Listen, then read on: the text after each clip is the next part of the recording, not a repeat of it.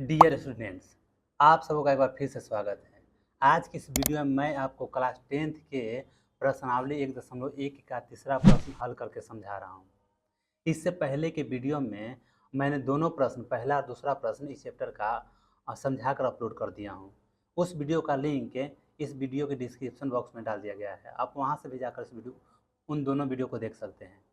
उस वीडियो को मैंने कुछ इस प्रकार से समझाया है कि आप उसे एक बार देखकर दिमाग में फिट कर सकते हैं, और कुछ इसी प्रकार से मैं तीसरा प्रश्न को भी समझा रहा हूँ। वैसे तो तीसरा प्रश्न पहले से ही बहुत आसान है, लेकिन इसमें कुछ मैं अलग, कुछ लास्ट में कुछ अलग बताऊंगा। मेरा कहने का मतलब कि बाकी सभी टीचर जो करते हैं वो मैं नहीं करूँगा। फिलहाल मैं उसी प्रकार से प्रश्नों को हल कर दूंगा, लेकिन अंत में इस प्रश्न को पूरी तरह से समझाऊंगा क्या कि प्रश्न क्या कह रहा है। देखो, अधिकतर शिक्षक लोग करेंगे क्या कि यहाँ से अधिकतम संख्या जो लिखा हुआ है इसको पकड़ेंगे और एचसीएफ निकाल देंगे। बोलेंगे कि एचसीएफ मतलब हाईएस्ट कॉमन फैक्टर, ठीक। और इस अधिकतम वर्ड को पकड़ो और एचसीएफ निकाल दो। किसका? 616 और 32 का। ठीक है, हम भी फिलहाल कुछ इसी प्रकार से बनाते हैं, हमें कुछ इसी प्रकार से बनाना भी है, लेकिन लास्ट में मैं इसको अपना तरफ से जो भी होगा समझाना मैं उसे समझाऊंगा। देखो, इस प्रश्न को हल करना चाहें, सबसे पहले पूरा मिटाने दो, तो हम लिखेंगे प्रश्नानुसार। प्रश्नानुसार आप भी उतना आपको बना, परीक्षा या एग्जाम हॉल में बनाते वक्त आपको एक कीवर्ड ही ध्यान देना है, ठीक। कि अधिकतम लिख रहा है तो करेंगे क्या कि प्रश्नानुसार लिख के एचसीएफ लिख देंगे, और 616 और 32 का हम एचसीएफ निकाल देंगे। ठीक है, और लिखेंगे यूक्लिड विभाजन प्रमेय से। यूक्लिड विभाजन प्रमेय से। ठीक है, क्या समझाया था यूक्लिड विभाजन प्रमेय में? मैंने समझाया था, तो यहाँ पर समझा देते हैं कि रफ लिखेंगे, ROGH रफ, और लिखने के बाद हम जो बड़ा है 616, हम देख रहे हैं कि बड़ा है किससे? 32 से बड़ा है, तो हम 616 को 32 से भाग देंगे। ठीक, तो एक बार में यहाँ पर 32 लग जाएगा, और घटाएंगे तो 11 में से 2 गया 9, और एक 5 हो गया, यहाँ 5 में से 3 जगह यहाँ पर 2 हो जाएगा। यहाँ से हम, ये 6 है, यहाँ से 6 उतार देंगे। फिर हम कितना बार में लगाएंगे? 9 बार में लगाएंगे, तो 9 दूनी 18, और 9 तिया 27, और 1 28। फिर उसके बाद हम घटाएंगे, घटाने पर 16 में से 8 गया 8, यहाँ कट्टम कुट्टम, और यहाँ पर भी कट्टम कुट्टम। शेष हमारा कितना बच गया? शेष हमारा 8 बच गया। तो इस शेष को हम ऐसे घेर के यहाँ से 32 उतारते हैं, और उसके बाद 4 बार में हम लगा देंगे। इतना रफ में मैं बताया था कि जब परीक्षा में बनाएंगे, एग्जाम हॉल में जब बैठकर इस प्रश्न को हल करते रहेंगे, जो भी प्रश्न को हल करते रहेंगे, तो बगल में रफ करना अनिवार्य है। मैंने क्या बताया कि इससे होता क्या है कि परीक्षा जो चेक कर रहा है उसको हेल्प मिल जाता है कि जो परीक्षार्थी है वो प्रश्न को किस प्रकार से हल किया है, और वो नंबर देने में कोई कंजूसी नहीं करता है। ठीक है, हमने इतना हल कर लिया। उसके बाद क्या करना है? 616 लिखना है, और बराबर भाजक गुण भागफल जोड़ शेषफल करना है। ये हमारा भाज्य है। तो फार्मूला की यदि बात किया जाए यूक्लिड विभाजन में, तो ए बराबर क्या होता है? B Q plus R. पहला प्रश्न में, पहला दूसरा प्रश्न में सब बहुत अच्छी तरह से समझाया गया है। तो 616 बराबर भाजक गुण भागफल, यानी कि 32 गुण 19 प्लस 8 लिखना है। भाजक गुण भागफल जोड़ शेषफल हो गया। फिर उसके बाद यहाँ उतार दिया जाता है, यानी कि जो अगला ब्रैकेट में घेरा हुआ है, जो बीच में है, उसको उतार देंगे हम। और उतारने के बाद फिर से 8 यानी भाजक गुण भागफल गुने 4 प्लस यहाँ 0 लिख देंगे। ठीक है, तो इस प्रकार यहाँ जो आता है वो हमारा एचसीएफ हो जाता है। तो एचसीएफ कितना हो गया? 8 हो गया। यहाँ जो होता है क्या होता है? एचसीएफ होता है। अब हम लिख देंगे कि दोनों समूहों में स्तंभों की संख्या कितना है? 8 है। समान संख्या वाला कितना समूह है? तो 8 है। ये नहीं बताना है कि प्रत्येक स्तंभ में कितने सदस्य हैं, केवल इतना बताना है कि स्तंभों की संख्या कितना है, मतलब कि प्रत्येक स्तंभ में सदस्यों की संख्या समान रहे। बस लिख देंगे, वही हमारा फाइनली आंसर हो जाएगा। वो आप खुद लिख लीजिएगा।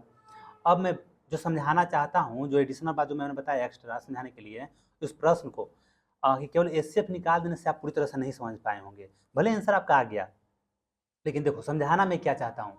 इस प्रश्न की बात किया जाए तो लिखा है कि किसी परेड में 616 सदस्यों वाली एक सेना की टुकड़ी, आर्मी टुकड़ी वही, और इधर बैंड वाला आर्मी टुकड़ी है। दो को, एक आर्मी है और एक आर्मी बैंड है, जिसको क्या करना है, मार्च करना है। ठीक, तो देखो सबसे पहले नहीं है तो तुम स्तंभ और पंक्ति समझ लो कि स्तंभ किसे कहते हैं और पंक्ति किसे कहते हैं। यदि हम कुछ इस प्रकार से, कहाँ लिखें, इधर लिखते हैं, एक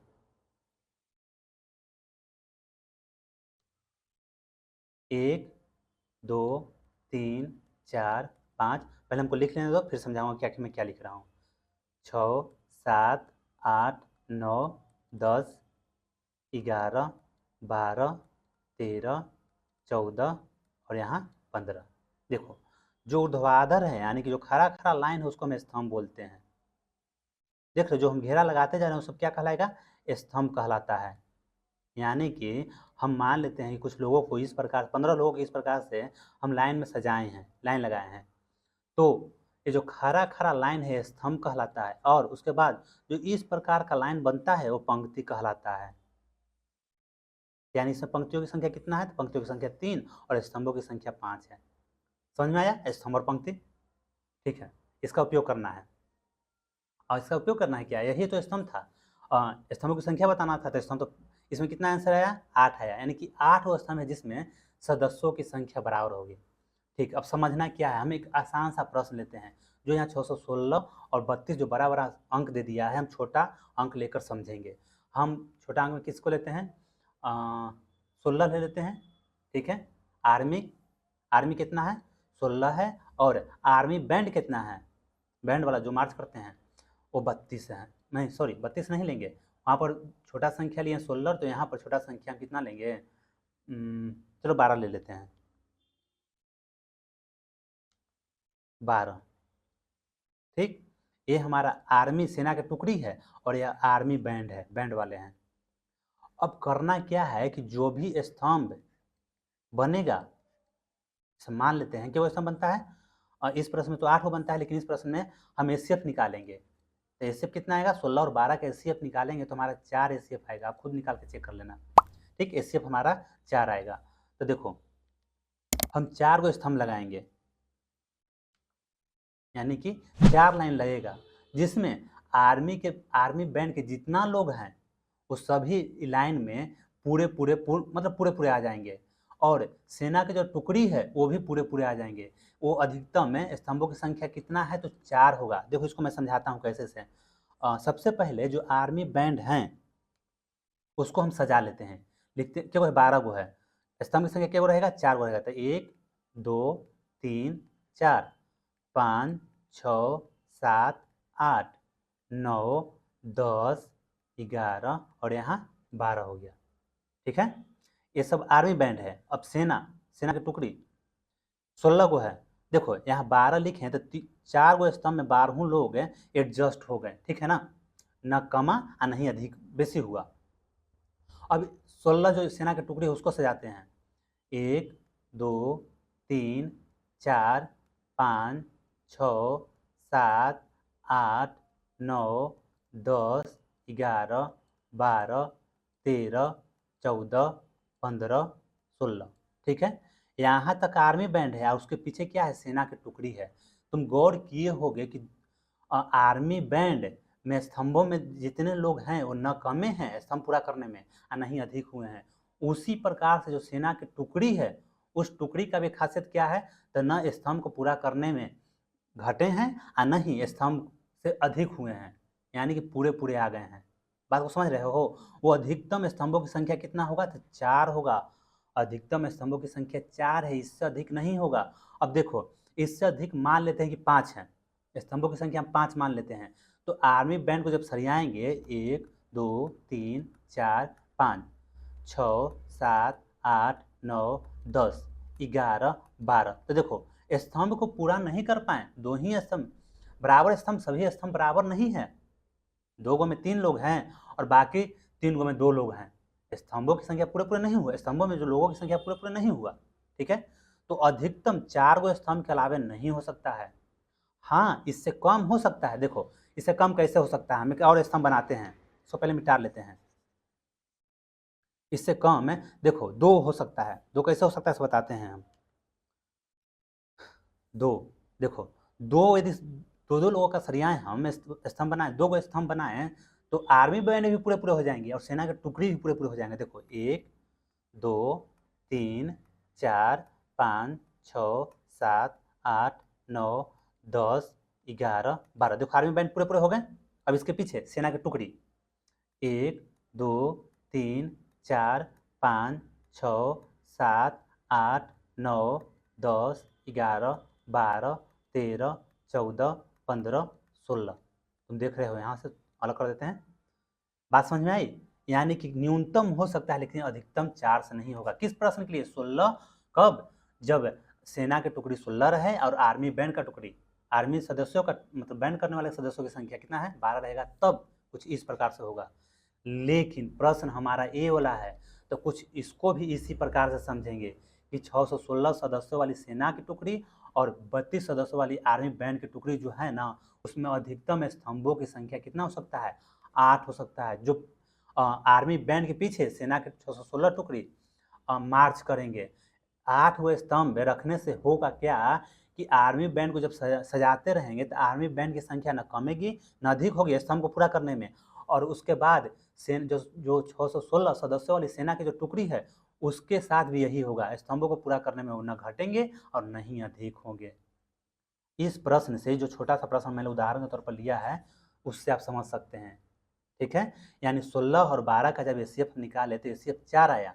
ठीक, तो देखो हम यहाँ तक आर्मी बैंड को रखे हैं और उसके पीछे सेना के टुकड़ी को रखे हैं, तो हम क्या देख रहे हैं कि स्तंभों की जो संख्या है 4 है। अब प्रत्येक स्तंभ में आर्मी बैंड और आर्मी की जो संख्या है यानी सेना की जो संख्या है बराबर बराबर है। उसी प्रकार से इन दोनों को यानी कि इन जो 16 सदस्यों वाली सेना की जो टुकड़ी है और 32 सदस्यों वाली जो आर्मी बैंड है उसको भी कुछ इसी प्रकार से समझेंगे हम। यानी कि अधिकतम स्तंभों की संख्या 8 है। ठीक, न्यूनतम इससे और कम भी हो सकता है।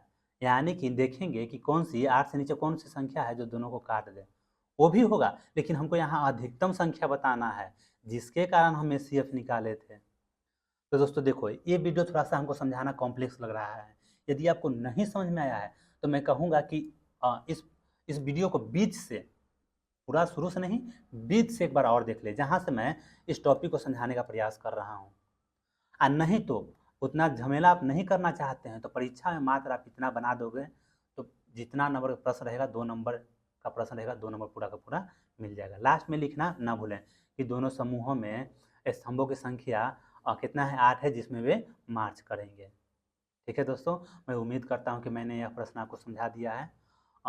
वीडियो अच्छी लगी हो तो वीडियो को लाइक और चैनल जरूर सब्सक्राइब करना।